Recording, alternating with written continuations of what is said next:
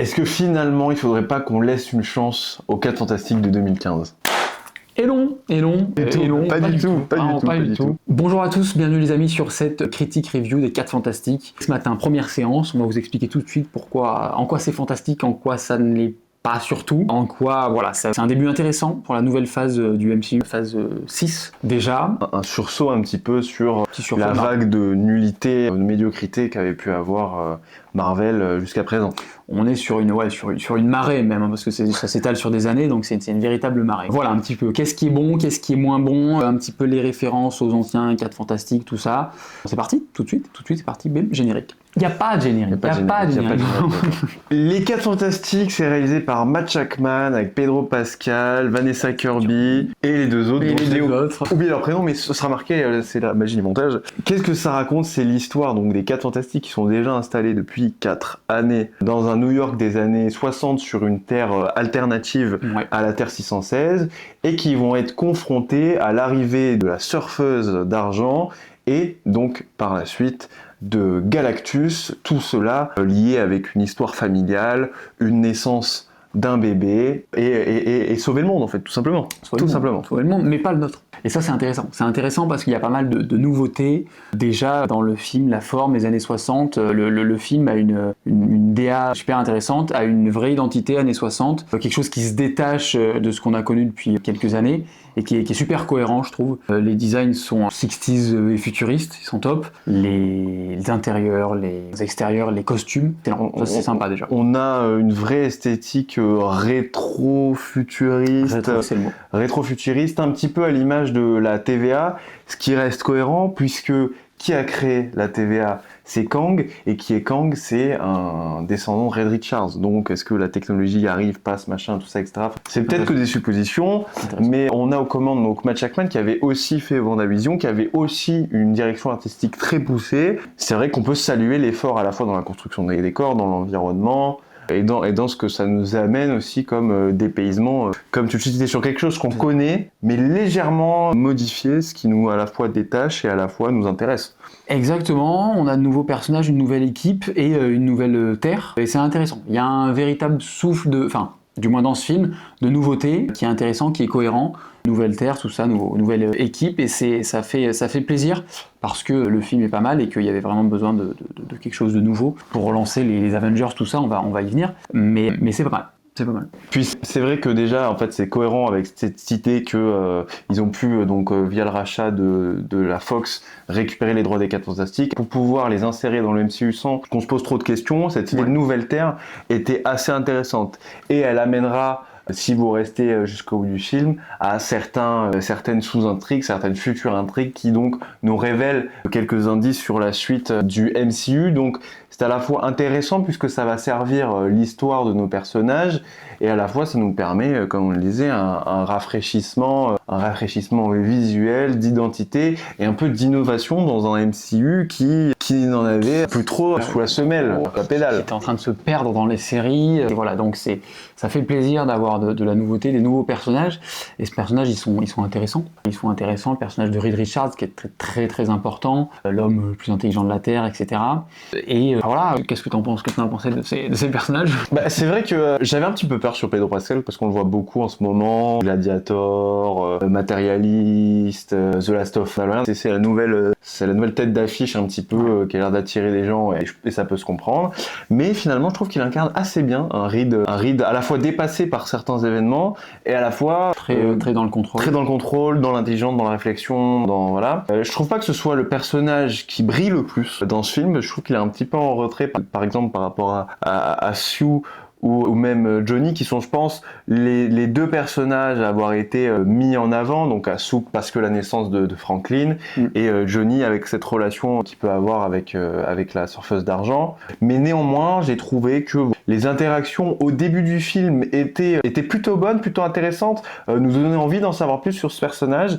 Malheureusement, j'ai trouvé qu'au fur et à mesure, on s'éloignait de ces interactions et donc j'en avais un peu moins quelque chose à faire en fait de ce qui leur arrive entre grosses guillemets, parce que je trouve qu'on n'a pas fini de s'attacher en fait vraiment à ces personnages-là, que déjà on nous lance dans l'action, et puis ça s'arrête pas. Le film est très très rythmé et donc je trouve ça un petit peu dommage. On n'a pas vraiment le temps de s'attacher à ces personnages. On part du principe qu'on les connaît, etc. Ce qui est le cas, mais j'ai manqué un petit peu d'attachement. Et derrière, on nous envoie séquence sur séquence, action sur action sur action, changement, bim bam, on n'y arrive pas, on trouve une autre solution, on relance pour sauver la planète. Et je trouve que ça s'arrête pas, on prend pas de temps de pause, et c'est un petit peu dommage par rapport à ces personnages qui sont tout de même intéressants, mais qui, je trouve, manquent pour certains, parce que s'il fallait détailler, ça prendrait une demi-heure, mais d'un petit peu de profondeur, mais d'autres qui sont assez attachants, assez touchants. Je pense à Johnny, qui est assez rigolo, qui a des bonnes vannes, mais ça casse pas le rythme, hein, comme on le disait. Et des personnages un peu moins complets, comme Ben, qui... On trouve une ouverture à une histoire potentiellement intéressante avec une jeune femme qu'il rencontre, etc., mais qui est pas du tout abordée.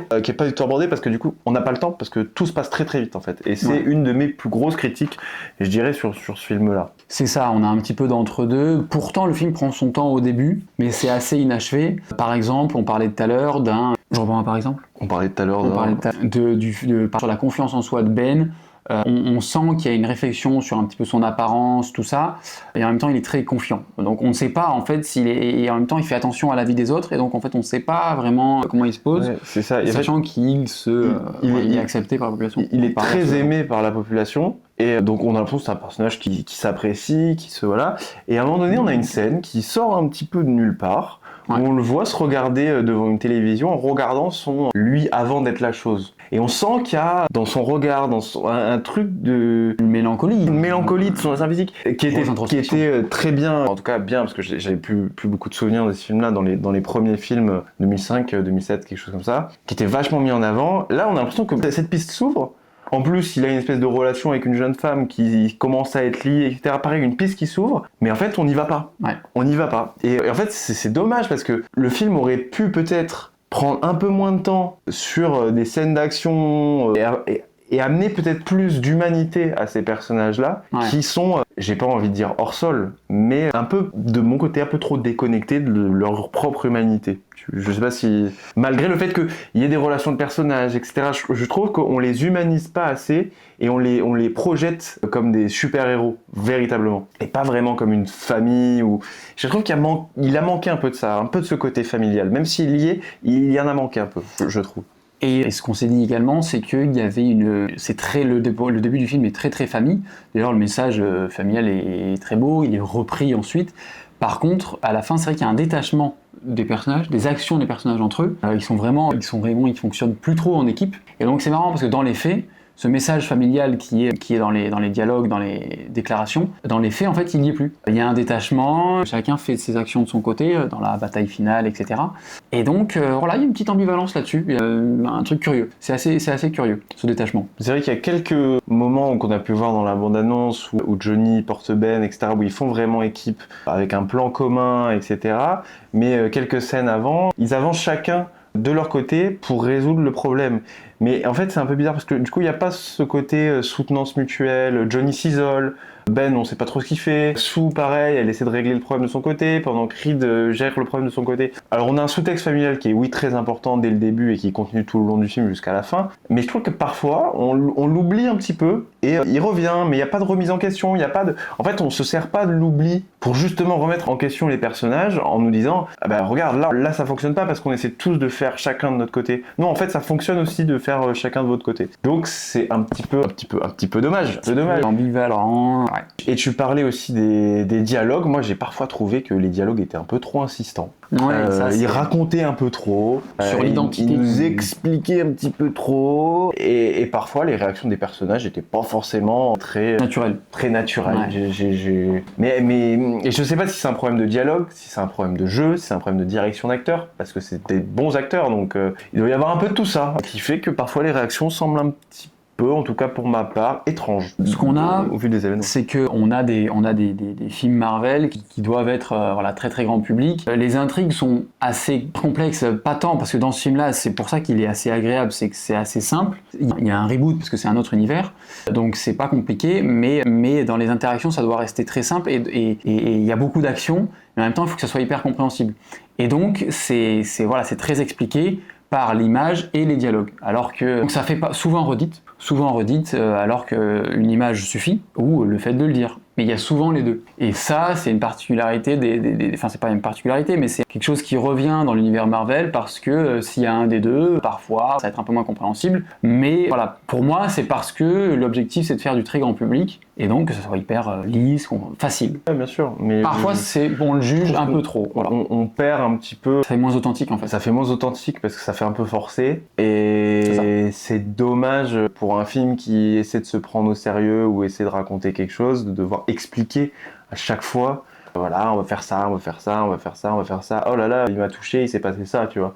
C'est vraiment ce truc-là qui m'a un peu sorti, où des fois je me suis dit, on n'a pas ce genre de réaction naturellement, donc pourquoi les mettre là, tout ça? Mais pourquoi les mettre là? Et c'est pas le seul film qui utilise ce genre de stratagème, et ce sera sûrement pas le dernier, mais c'est une critique à mettre en avant aussi, quoi. Bien sûr, et ça tombe bien que tu parles de ça, que tu évoques ça, parce que je me disais, voilà, j'aime bien voir les films Marvel un peu par leur équilibre, et pas que Marvel d'ailleurs, mais par leur équilibre, voilà, on en parlait, humour en jeu, et celui-ci, les enjeux passent peut-être plus devant l'humour, comme dans Thunderbolt, critique d'Expo sur la chaîne, hein, évidemment. On en parlait, c'est un peu plus sérieux qu'autre chose. Et donc, mais il y a quand même de l'humour, parce que, voilà, très grand public, faut que ça plaise à tout le monde, faut qu'il y ait un peu de tout. Ça peut marcher, mais c'est toujours risqué. Là, c'est pas si mal. Il y a des, les blagues sont assez souvent. Mais on sourit souvent, et c'est surtout sur ça va être des répliques entre les personnages qui vont nous faire sourire, ou des petites piques qui se lancent, etc. Donc ça fait plus naturel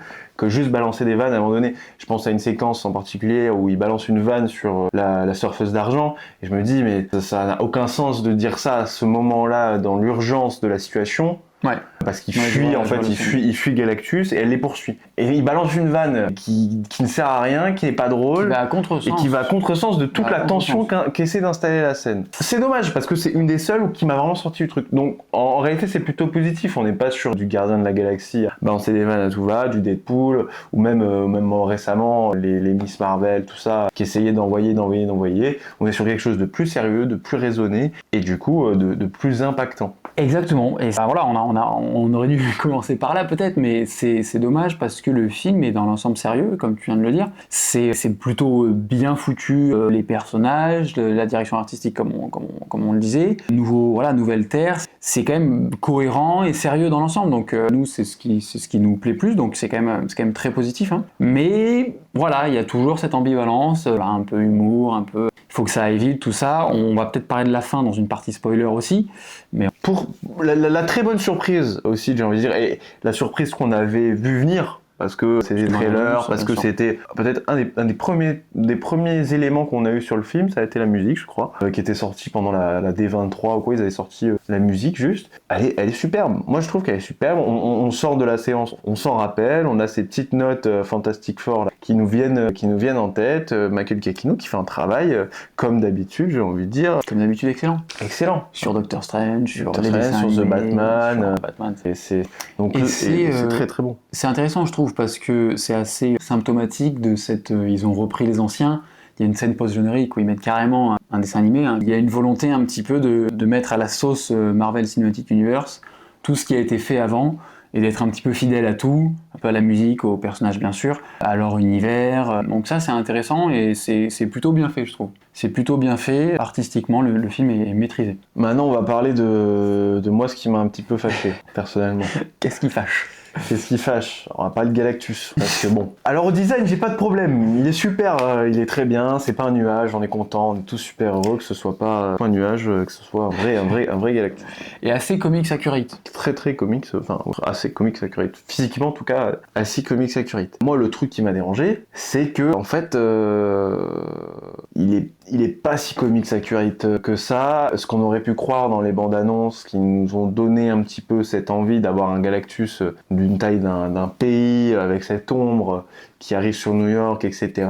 Finalement, c'est un petit peu décevant, je trouve. Le personnage en tant que tel est un petit peu décevant dans la globalité par rapport à ce qu'on peut s'attendre de Galactus. Je sais pas ce que tu en as pensé, mais en tous les cas, on va spoiler parce qu'on pourra pas trop en parler plus. Sans spoil, un petit peu décevant, c'est vrai que quand on le compare et on nous explique bien que c'est un Céleste, voilà, c'est expliqué dans le film. Et donc voilà, quand on compare à ce qu'on connaît, The Eternals, on a un Céleste, on voit bien qu'il sort de la planète et qu'il est plus gros que ça, il me semble. Donc voilà, et on a quelque chose de plus cosmique en fait, de plus cosmique, alors que là il est juste dans son vaisseau, et on va spoil, voilà, on va spoil, on y va. Donc maintenant on va spoiler, donc si vous n'avez pas vu le film, on vous invite à vous arrêter ici, et revenir quand vous avez vu le film. Sinon, évidemment, likez, partagez, abonnez-vous, mettez-nous un petit commentaire, aussi ça fait toujours plaisir. Et puis maintenant on va pouvoir spoiler, on va pouvoir parler de ce foutu Galactus. Qu'est-ce que vous en pensez du fait qu'il soit présenté comme le grand méchant, machin, ça dure 1h30, 2 heures, et puis il est balayé. Et puis il est balayé en 1v1, et il fait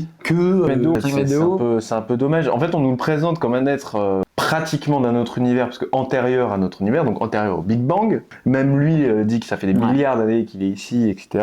Le mec mange des planètes. Je fais la rétrospective. Il a une espèce de surfeuse d'argent qui est capable de transformer pour devenir son héros et annoncer son arrivée de détruire des planètes. Ça fait un moment qu'il détruit des planètes. Et donc vous allez me dire que le mec, déjà il fait 25 mètres en fait. Il se pose sur un building, il s'assoit, c'est bon. Bon, c'est pas comme ça que je voyais. Vous allez me dire que parce que le pouvoir de l'amour d'une mère à son enfant, la meuf arrive à le faire reculer sur 250 mètres, à le foutre dans un portail interdimensionnel. Elle le pousse sur tout Parkside Avenue. Sans problème. Sans problème, elle meurt. Mais c'est quand même Galactus. Enfin, il faut se rendre compte que c'est un Céleste, et donc les Célestes, on l'a vu dans Eternals, dans la scène post-générique, le Céleste qui arrive au-dessus de la Terre et qui capture je sais plus qui, à sa main, en fait, détruit la planète. Ouais. Pourquoi on n'a pas fait ça avec Galactus ? Pourquoi on n'a pas fait un Galactus qui peut rapetisser et venir à la taille de Parkside pour récupérer Franklin ? Mais dans ce cas-là, surpuissant. Mais dans ce cas-là, surpuissant, et qui peut être le Galactus de la taille d'une planète. Parce que là, c'est un truc, tu te dis, ok, je ne peux rien faire contre ce mec. La seule solution, c'est justement d'utiliser Franklin pour le réduire sa taille et le balancer quelque part d'autre. Ok. Mais en fait, il se trimballe dans son vaisseau avec des tubes, tu lui casses les tubes, il a mal, il mange une planète, en fait, il faut réduire en bouillie la planète, alors que... Enfin, je sais pas, c'est impactant d'avoir une main qui écrase une planète et qui l'aspire, quoi. Ça aurait été super stylé. On a l'impression qu'il réduit un peu pendant le film, c'est-à-dire qu'on le présente de manière très... Il y a un côté gigantisme qui est plutôt bien géré, je trouve. Ouais. Et par contre, il arrive, il descend à New York, et pouf, je suis là. Bon, il est immense, d'accord, il est immense du point de vue humain, mais sauf qu'en fait, son vaisseau, on dirait qu'il fait la taille de la Lune. Et lui, il arrive et il fait juste la taille d'un immeuble, entre guillemets.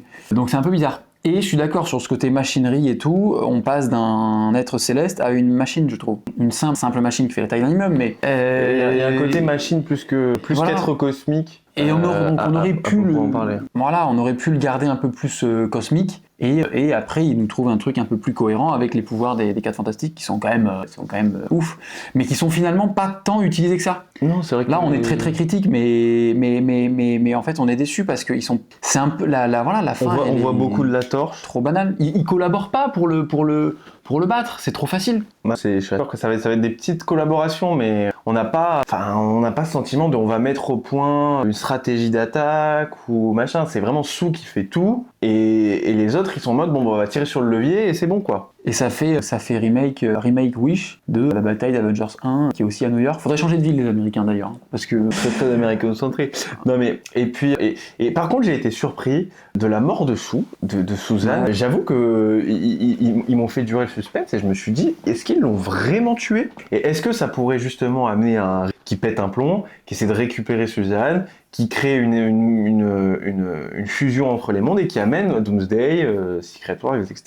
Je me suis dit, ils peuvent aller là-dessus et aller sur un rythme méchant et tout. Enfin, je me dis, ça peut être intéressant aussi de partir là-dessus. C'est en mode, ah ouais, il la tue. Et le suspense est là. C'est de la machin, Ben qui lui dit c'est fini, machin, tout ça. Bon, Johnny, c'est son frère, il a l'air de s'en battre les couilles. Enfin, je suis désolé du terme, mais il a l'air de s'en foutre royalement. Je trouve que sa réaction est bizarre. Et là, on voit Franklin qui pleure et je me suis dit, bon ben voilà, ils vont la ressusciter avec Franklin. Et ils vont pas assumer d'aller jusqu'au bout et quelque part, bah d'accord, ça montre que Franklin est surpuissant, mais putain, c'est dommage quoi. Pour conclure, Fantastic Four, premier pas, c'est quand même un petit peu fantastique. On a un petit peu tout tapé, on a un peu tapé sur tout parce qu'on est un petit peu puriste, on est un petit peu perfectionniste, voilà. Mais c'est quand même un projet intéressant, sympathique, qui amène du renouveau, qui est vraiment maîtrisé artistiquement. C'est vraiment pas mal. Mais aussi des petits défauts, quelques petites incohérences selon nous. C'est un détail, mais voilà, c'est l'identité du film. Donc voilà, malgré des défauts et un final un petit peu, et un final et un méchant un petit peu, Ouais, un petit peu décevant, mais à l'arrache, quoi. mais on a quand même envie. Moi, j'ai quand même envie d'en voir plus, savoir où vont aller ces personnages, avec la scène post-générique qui nous donne aussi envie d'en voir un petit peu plus. Dans l'ensemble, ça reste un bon film. C'est vrai qu'on a pas mal critiqué, mais ça reste un bon film, agréable à regarder. Peut-être qui se dépêche un peu trop d'avancer, mais qui est bon dans l'ensemble. Ça se voit pas, mais en tant que fan de Marvel, on est content. Ça, franchement, ça s'est pas vu du tout, mais on est quand même très content. On a quand même passé on peut le dire, un très bon moment dans ce nouvel univers. Voilà, tout simplement la note, c'est vraiment de la note. Maintenant, on va passer à la note qu'on a décidé, après murs et murs tergiversations. On a essayé de lui attribuer la douce note de 3,5, qui nous semble être une note assez bonne, assez correcte. Signifier la qualité, comme on a pu émettre quelques réserves, mais pas non plus sur une claque ou quoi que ce soit, mais on est sur un Marvel, agréable à voir, agréable à regarder, avec ses défauts, avec tous les défauts des Marvel sûrement, mais une cohérence. Une cohérence, et pas un film qui est rempli de défauts. Il y a quelques défauts, il n'est pas rempli de défauts. Le film n'est pas un problème en lui-même. C'est plus bien que ce qu'on voulait vous dire sur les 4 Fantastiques. Tout à fait. N'hésitez pas à nous dire du coup ce que vous avez pensé de ce film en commentaire, à mettre votre petit like, c'est toujours un plaisir de discuter avec vous. Vous pouvez nous retrouver sur Instagram et maintenant sur Spotify aussi, un podcast audio, sur TikTok aussi, on va essayer de reprendre les TikTok, bref. Il y a plein de contenus qui vous attendent, des contenus passionnants. Sa vie, donnez-nous votre avis, etc. Allez au cinéma. Allez au cinéma. Et à très vite.